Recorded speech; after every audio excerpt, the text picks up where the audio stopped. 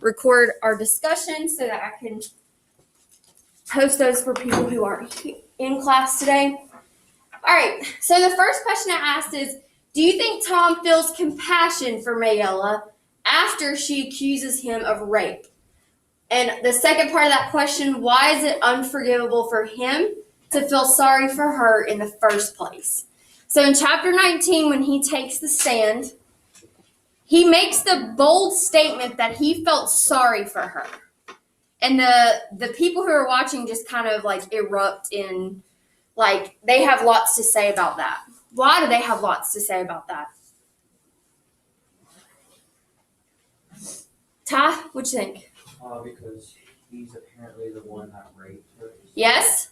Good. What else? Cole? She's white. Yes, very good. What else?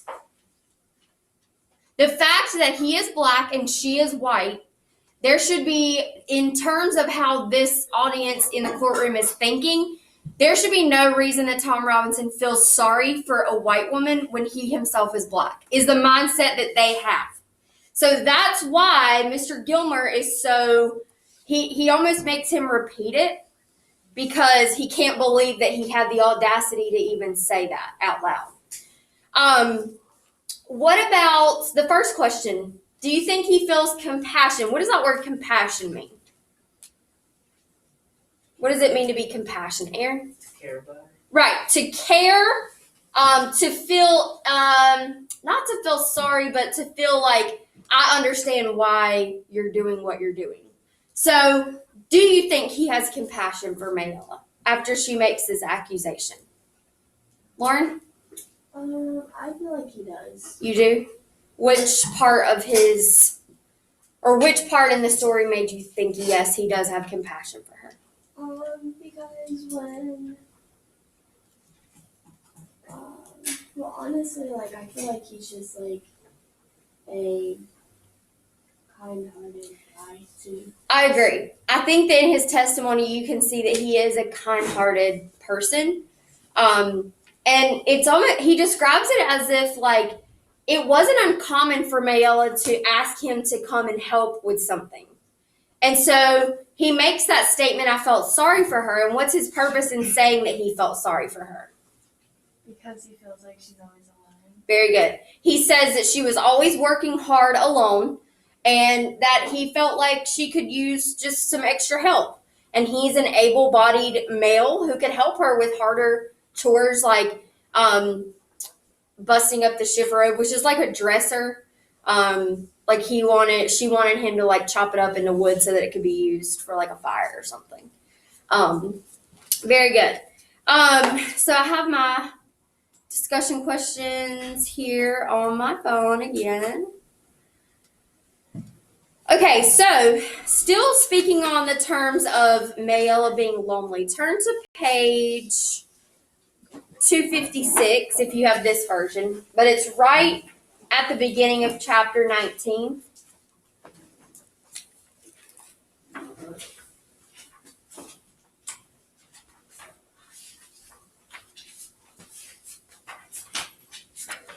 And at the bottom of that page, it starts, as Tom Robinson gave his testimony. As Tom Robinson gave his testimony, it came to me that Mayella Ewell must have been the loneliest person in the world. She was even lonelier than Boo Radley, who had not been out of the house in 25 years. When Atticus asked had she any friends, she seemed not to know what he meant. Then she thought he was making fun of her. She was as sad, I thought, as what Jim called a mixed child. White people wouldn't have anything to do with her because she lived among pigs. Negroes wouldn't have anything to do with her because she was white. She couldn't live like Mr. Dolphus Raymond, who preferred the company of Negroes, because she didn't own a riverbank and she wasn't from a fine old family. So somebody paraphrase for us right there. Why does Scout make the assumption that Mayella is the loneliest person in the world? What are her main points there in her little paragraph? Jet? She's never really been outside of her house and she's just been secluded with her family. Yep. And chores. Very good. Why else does she point out that she's a lonely person, Landon? Because she can't really fit in with the mixed or the Yeah. people. She doesn't really or the way Scout sees it, she doesn't really have a place where she fits in. And so to Scout, even who is a child, she can understand that that's probably a very lonely life that she lives. So I think that in chapter 19, I think Harper Lee wants us to feel maybe a little bit of sympathy for Maya Ewell, even though she's made this awful accusation that we now know puts a man behind bars. I think that she wants us to understand that maybe a little bit of her reasons for why she did what she did. All right. I don't want to ask that second one yet. I hate when my phone locks up and I have to put the stupid password in every time. Somebody paraphrase for us Tom's side of the story of events that took place on November 21st. And that starts on page 257. Atticus is the one who is going to question him first, and then Mr. Gilmer questions him. So, what are his main points of the events of what happened? Alyssa, tell us one thing that he says happened.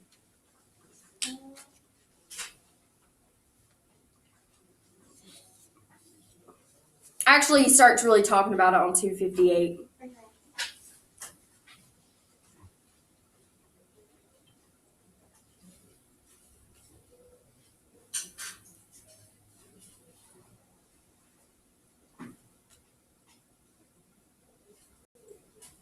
What does he notice about the house?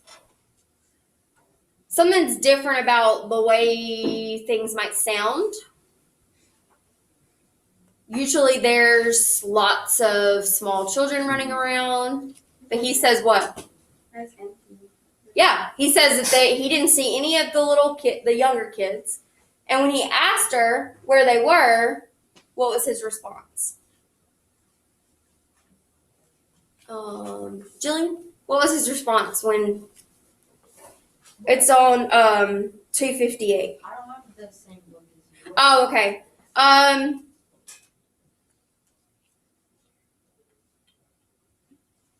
So it starts the paragraph where he says, Mr. Finch, I was going home as usual that day. Oh, I'm sorry, chapter 19, towards the beginning.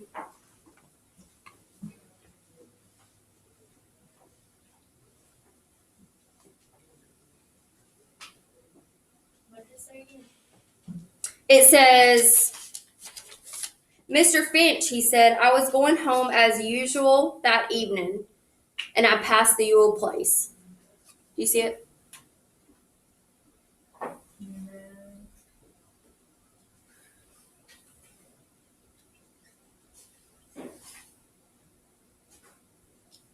Somebody who has this version. Landon, what is his answer for why none of the kids are there? Or when he asked her where they are, what does she say? And she said she was laughing, sort of. She says they all gone to town to get some ice cream. Mm-hmm. Get ice And then she says, cream. Took me a slap year to save them nickels, but I had done it. They all gone to town. okay, so the fact that she says it took her a year to save up 7 nickels, like that just puts into perspective the type of poverty that these people are living in currently. So she saved up 7 nickels so that she could send them all to town to get ice cream. So did Mayella Ewell have a plan? The next time she would see Tom Robinson, she absolutely had a plan, right? What else does he say happened? So he asked about where the kids are, and she says they've gone to town. And then over on 259, he kind of starts to talk about the details of the events that take place. So somebody else tell us something else that he says happened.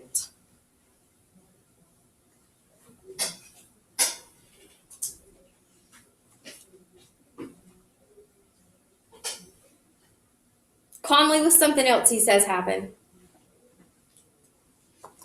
You said chapter 19, right? Yes. Well, I can't follow her. You have that same version that Jillian does? Okay. stay back because I can usually.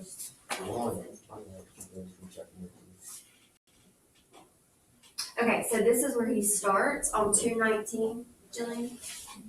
And then this is where he talks about the ice cream. So then this is where the story continues over on 220. Yeah. Does anybody else have this version? We're on 220 if you have that version. You need to find her and good. Yeah. Okay. So she sent him to get ice cream in town. Then what? She saw Tom Robinson coming. What she asked him to do? To get a box on top of the sugar rig. Yes. So she claims that she asked him to bust the wood up, right? But Tom Robinson makes it clear that that's not what she asked him to do. She asked him to come inside. She never said that she asked him to come inside, right? In her version of the story. So he says at the bottom of 259 in this version, Mr. Finch, I got down off of that chair and turned around and she sort of jumped on me. Jumped on you? Violently? No, sir, she hugged me. She hugged me around the waist. This time, Judge Taylor's gavel came down with a bang, and as it did, the overhead lights went on in the courtroom. Darkness had not come, but the afternoon sun had left the windows. Judge Taylor quickly restored order. On page 260. Then what did she do? The witness swallowed hard. She reached up and kissed me, side of the face. She says she never kissed a grown man before, and she might as well kiss a... She says what her papa do to her don't count. She says, kiss me back. I say, Miss Mayella, let me out of here. I tried to run, but she got her back to the door, and I'd had to push her. I didn't want to harm her, Mr. Finch. And I say, let me pass. But just when I say it, Mr. Ewell yonder hollered through the window. What did he say? Tom Robinson swallowed again, and his eyes widened. Something not fitting to say, not fitting for these folks in Chillin to hear. What did he say, Tom? You must tell the jury what he said. Tom Robinson shut his eyes tight. He said and then you can read the rest. So, that is what he heard Mr. Ewell say before Tom Robinson did what? He ran. Why does he run? Mr. Gilmer brings that point up. Why did you run if you don't have anything to hide? That makes you look guilty. So why does he run? What's his reason for running? He gives a very specific reason. Jet? Because he was scared. Because, yeah, he was scared because why? Because, like, you know, a white person gets, like, caught, or a black person gets caught with a white person, they can get in serious trouble. Yeah, very good. Because he knew, he knew that this is the type of thing that would happen. He knew that the situation would get twisted around to make him look like the person who was guilty, when he, in fact, was not. Okay? And he says on page 261 that he was scared. And Mr. Finch asks him, why were you scared? And he says, Mr. Finch, if you was like me, you'd be scared too. He also says it over on page... He says he was scared twice. He says it to he says it to Atticus, and he also says it to Mr. Gilmer. Trying to find it.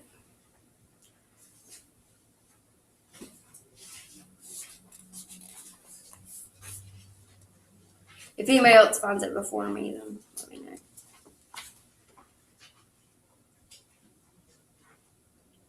Okay, it's at the bottom of 264, going over to 265, when Mr. Gilmer's questioning him. He says, didn't Mr. Ewell run you off the place, boy? No, sir, I didn't think he did. I don't think he did. Don't think? What do you mean? I mean, I didn't stay long enough for him to run me off. You're very candid about this. Why did you run so fast? I says I was scared, sir. If you had a clear conscience, why were you scared? Like I says before, it weren't safe for any to be in a fix like that. But you weren't in a fix. You testified that you were resisting Miss Ewell. Were you so scared that she'd hurt you, you ran, a big buck like you? No, sir, I scared I'd be in court just like I am now. So Tom Robinson brings up twice why he ran, which makes sense if you think about everything. I mean that was his first instinct was to run. Even though he heard Mr. Yule say that he was going to kill who? Yeah. He said he was going to kill Mayella. Yeah. But he took off because he knew that some type of situation would come about it like it is now. I also want to talk about on page 261 when Mr. Finch is questioning Tom. Mr. Link Dees finds it upon himself to stand up, okay? Now, people are thrown out of courtrooms if they stand up and think that they want to give their opinion on the situation. They'll be thrown out. But Mr. Link Dees stands up and he says, Mr. Link Dees rose from the audience and announced, so he said loudly, I just want the whole lot of you to know one thing right now. That boy's worked for me 8 years, and I ain't had a speck of trouble out of him. Not a speck. And then that's when Judge Taylor tells him to shut up and sit down. What can we infer based on what Mr. Link Dees stands up and does and says? What can we infer? Either about him, about Tom, about the situation. What's inferred?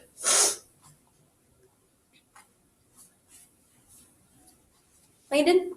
Maybe that Mr. Link stands up for Tom, even though it's out of it's out of place Good. for him to do that because he knows that Tom is such a good person. Very good. Yes.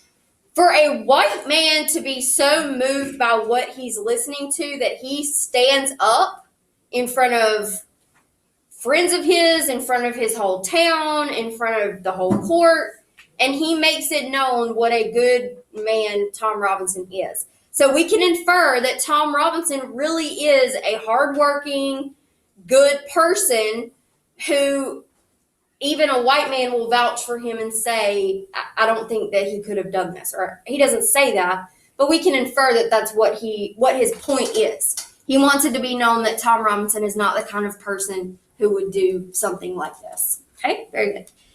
All right, and I think there's one more thing. Okay, so at the very end of chapter 19, Scout takes Dill outside because Dill is suddenly very upset. She says that he starts crying and he can't stop. So Jim tells her to take him outside. So what theme do you think, so this is an opinion question, what theme do you think is developed through Dill leaving the courtroom crying? What theme is developed when Dill leaves the courtroom crying? And you can even think about in chapter 20 when he gives his reasons for why he was upset. There's a loss of something that's happening for Scout and Jim and Dill, and it starts with them witnessing this trial.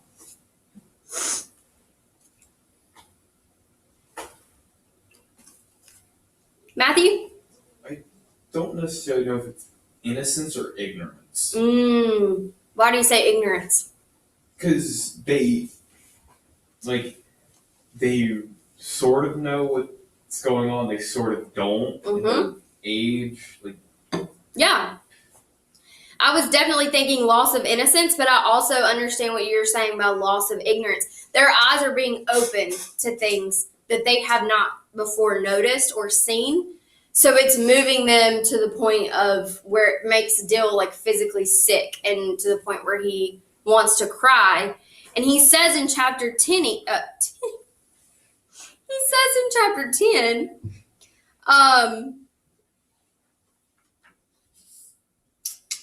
trying to find where he says that. I thought I underlined it. When he says why it was that he got so upset.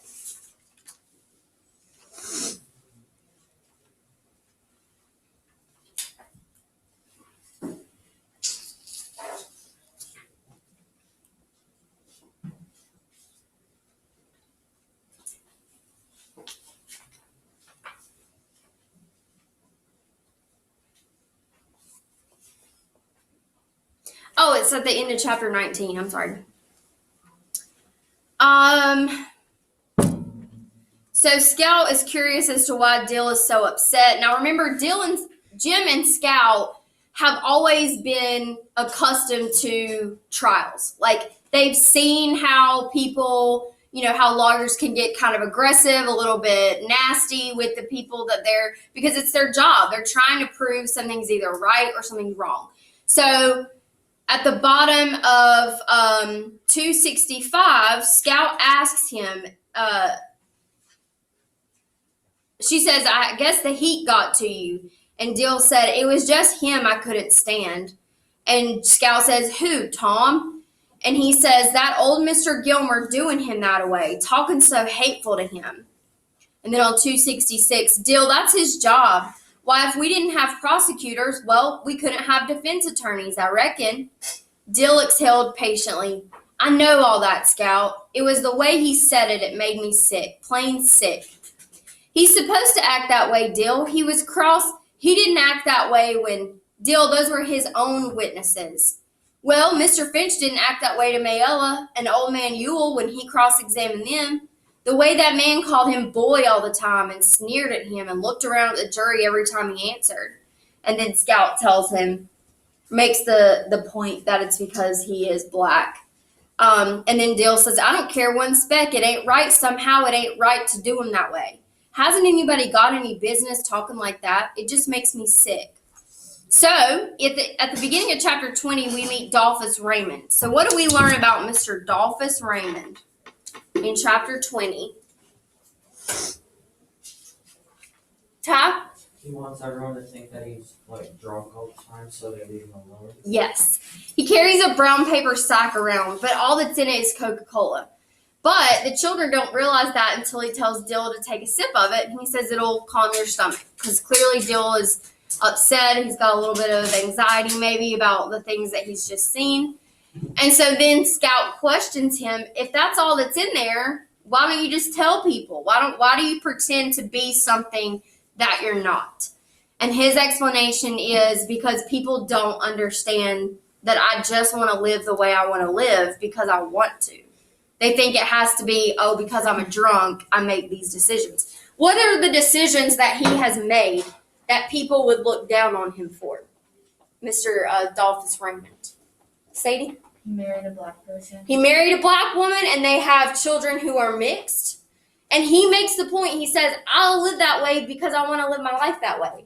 Like, there is no reason or explanation or excuse, but he says people need to have a reason for why people make choices that they make. So he says if people think I'm drunk, then they'll think that I just make those choices because I'm drunk. So that people, like he said, Ty, will leave him alone and not question him about the choices that he has made, which is very interesting. Mr. Dolphus Raymond is a very interesting character. On page 268,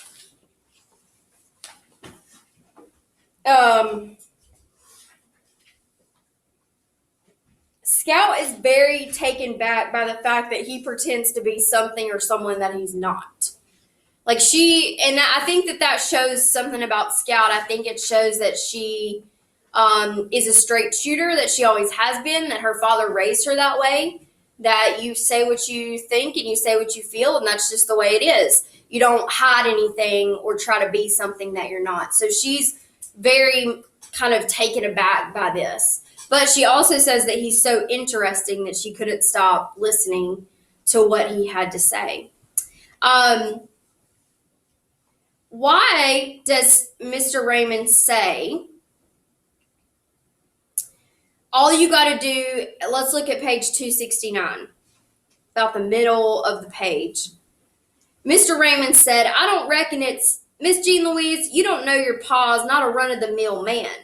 It'll take a few years for that to sink in. You haven't seen enough of the world yet. You haven't even seen this town. But all you got to do is step back inside that courthouse or the courthouse.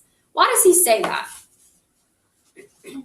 Why does he say you haven't seen enough of this world or even this town, but everything you need to see is inside that courthouse? Aaron? Because that's where a lot of people show who they really are. Yes. That is where people, yeah, I love that answer. That's where people are showing who they really are and what their thoughts really are. So, how does Mr. Raymond kind of foreshadow what happens? So that's exactly what happens. It's exactly what happens. The people show who they really are when they find Tom Robinson guilty. So then they go back inside, and in chapter 20, we get Atticus's closing argument, which I think is just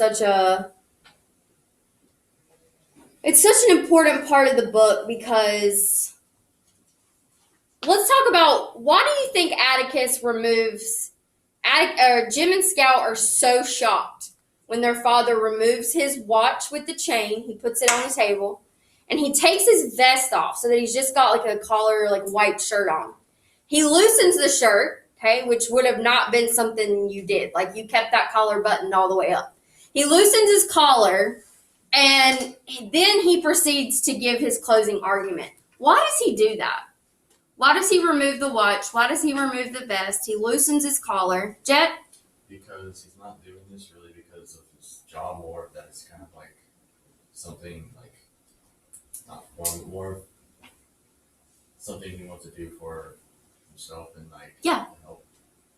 Yes, very good. Love that answer.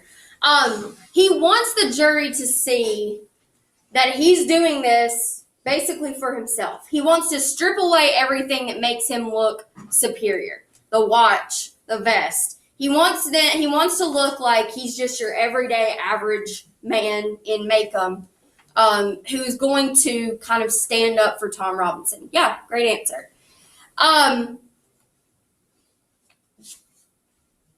What are Atticus's main points in his argument?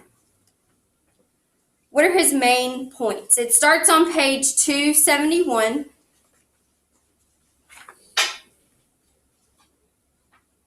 He says, to begin with, this case should never have come to trial. This case is as simple as black and white. How does that have a double meaning?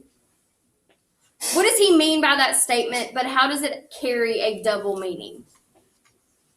Dakota, what do you think? How does this saying that this case is as simple as black and white, how does that carry a double meaning? Because it shows that it's like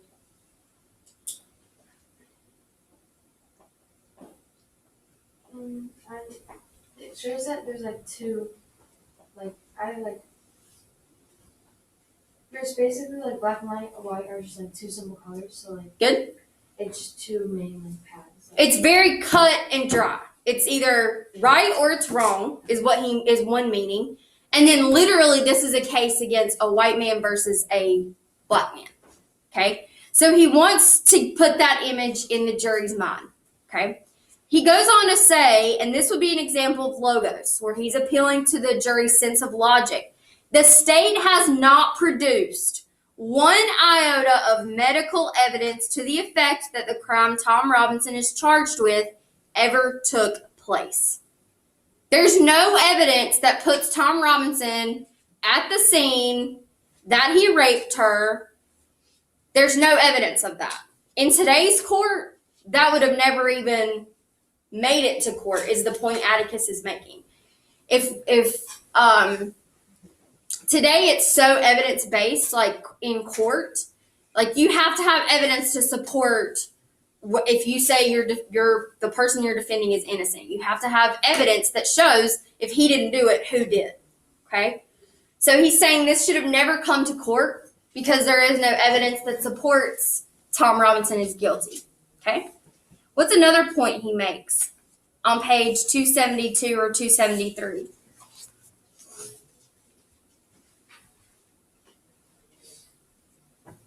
Specifically about Mayella. What are the points he makes about Mayella? Down towards the bottom of 272.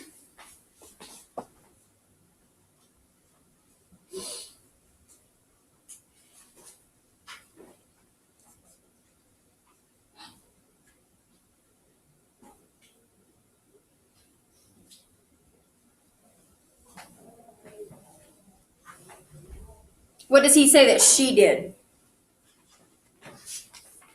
That would be unspeakable in.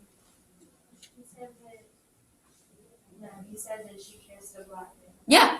He says that she tempted him and that she went even further and she kissed him, which in that day, in that setting, was unspeakable.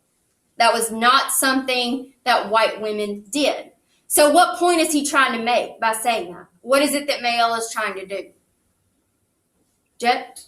She knew that he would have a consequence for, like, if he got caught with that, just based on his skin color, and she knew that she could possibly, get some more money. Yeah. If he met a court case or something. Yeah, it could. Somebody asked me that. I can't remember if it was first or fourth period, but they were asking me if the Yules receive any payment or money if they win this case, which is a great question that I don't know the exact answer to. But knowing the type of people that the Yules are, I would say that there probably is some type of monetary supplement for them. So it was her coming on to him, and then once she was caught by who? Her dad saw it. Once she was caught, then she flipped the whole story around to make Tom look like the one who came on to her.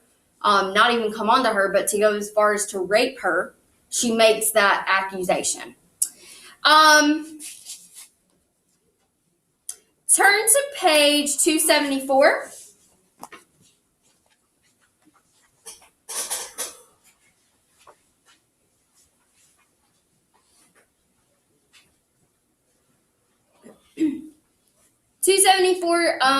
The paragraph towards the little bit further than halfway, where it says, "But there is one way." This is still Atticus's closing argument. But there is one way in this country in which all men are created equal. He makes the whole argument that it's clear that not all people are created equal. Not all men are created equal. But he says there is one way in this country in which all men are created equal. There is one human institution that makes a pauper. What's a pauper? A pauper is a person who is very, very poor. Makes a pauper the equal of a Rockefeller, and that is referring to like the Rockefeller family that was very wealthy. The stupid man, the equal of an Einstein, and the ignorant man, the equal of any college president. That institution, gentlemen, is a court. So what is the point that he's making there in that paragraph?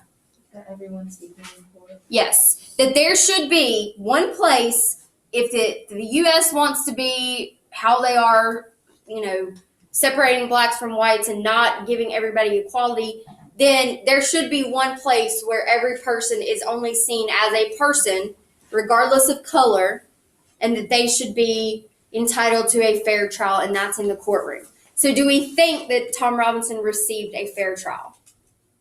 No, not at all. Not even close. All right, so then we get to chapter 21. Calpurnia makes her way down to Atticus, and the kids see her, and they know at that point that they're probably in trouble. They've been missing all day. On page 277, when Atticus confronts the kids about why they've been there and that they need to go home and eat dinner, Jim says, "You think they'll acquit him that fast?" Because he says you should eat slowly, you're not going to miss anything important, come back when you can, blah, blah, blah. And he says, "Do you think they'll acquit him that fast?" Asked Jim. What does the word acquit mean? If a person is acquitted, what does that mean? They're found not guilty. They're found innocent. If the person is acquitted, that means they are found to be innocent. So Jim is so sure that Tom Robinson is going to be found innocent that he asks, "Do you think the jury will come to their decision that quick?" And Atticus, it says, Atticus opened his mouth to answer, but shut it and left us. So why do you think Jim is so sure at that point? Why is he so sure that the jury's going to find Tom innocent?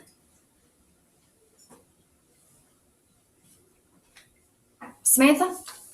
Because it seems like Atticus put up a good argument. Yes, it does seem like Atticus put up a good argument. It also seems that the Yules and their lawyers don't have a lot to stand on. They don't have any evidence that proves that Tom Robinson did this. So Jim is so sure that they're going to find Tom Robinson innocent. So chapter 21 is super short, but it also hits you like a ton of bricks. Like, I even knew what was coming, and still every time I read this chapter, I'm like, oh, when it gets to the end of it. When Judge Taylor says, guilty, guilty, guilty, guilty. So, how long was the jury out?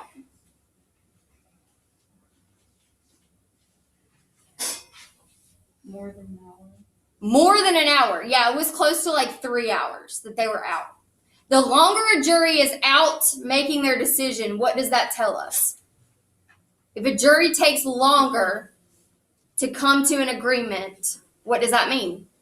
They're really decisive about it. Yes, there are people who don't agree with the verdict that the majority of them are coming up with. So, what does that tell us? Someone on that jury felt how? Huh? Innocent. Somebody on that jury felt that Tom Robinson was innocent. And that's why they were out as long as they were. But when they come back in, they give the verdict that he was in fact guilty. Look on page 282. Scout makes a metaphor here that's super important. She relates it back to what happens in chapter, I can't remember what chapter you shot the dog in. I think 9, maybe. On page 282, towards the top, she says, I saw something only a lawyer's child could be expected to see, could be expected to watch for. And it was like watching, oh, so it's a simile, not a metaphor. It was like watching Atticus walk into the street, raise a rifle to his shoulder, and pull the trigger. But watching all the time, knowing that the gun was empty. So how, somebody explain this metaphor. What is being compared here?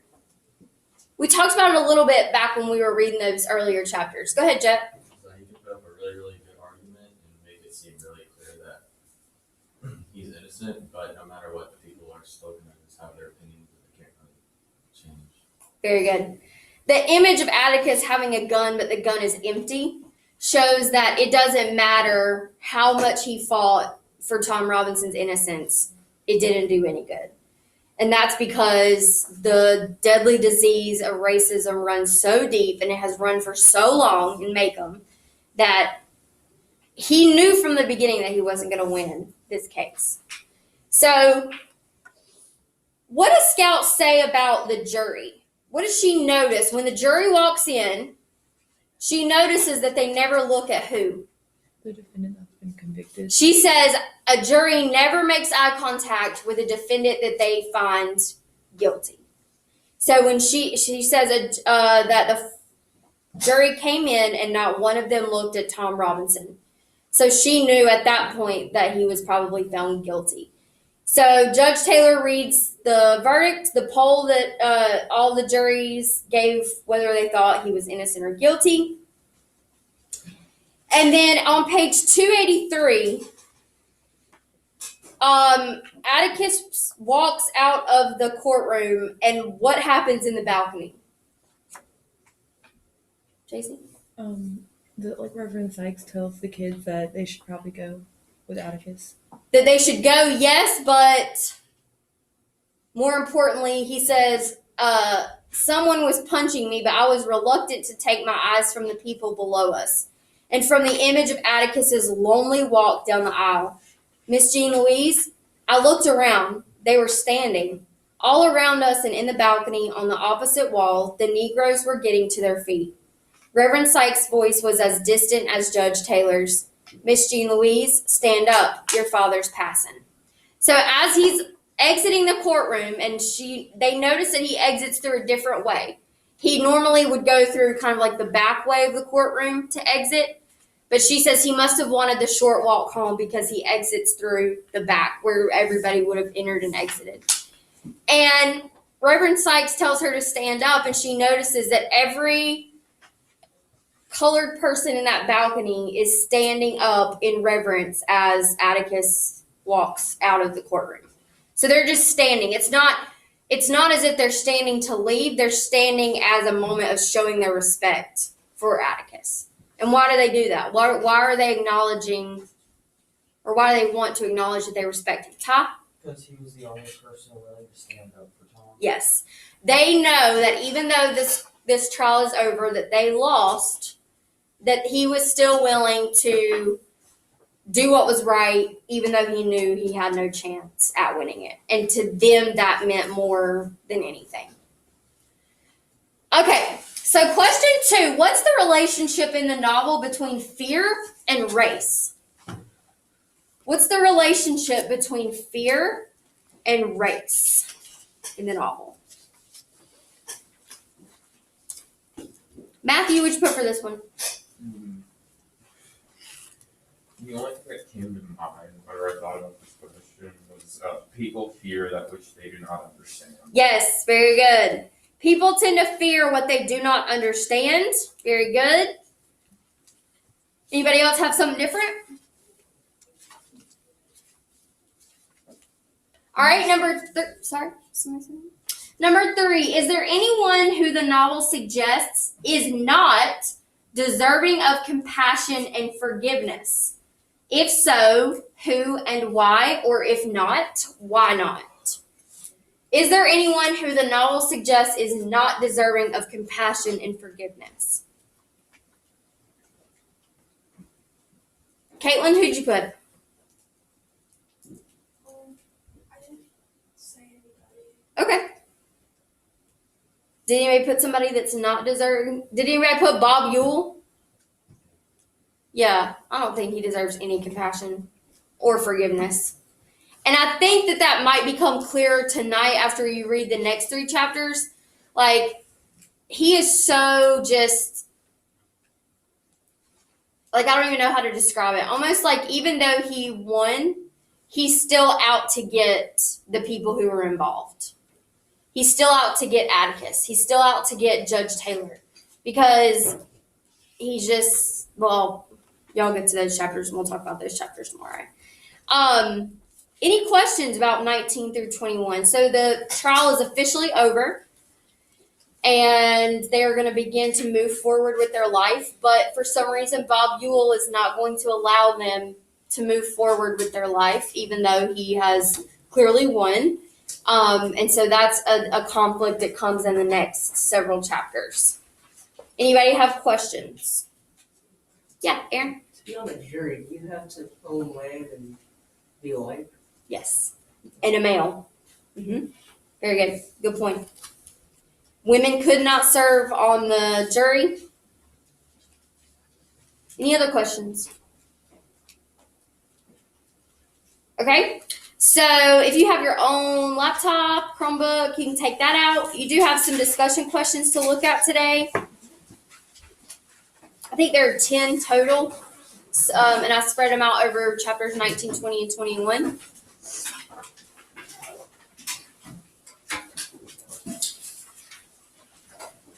There is a laptop back there if anybody wants to use it. First come, first serve. You are certainly welcome to work on your phones. You are also welcome to look at the questions through your phone, but answer them on paper. Take a picture and upload them that way.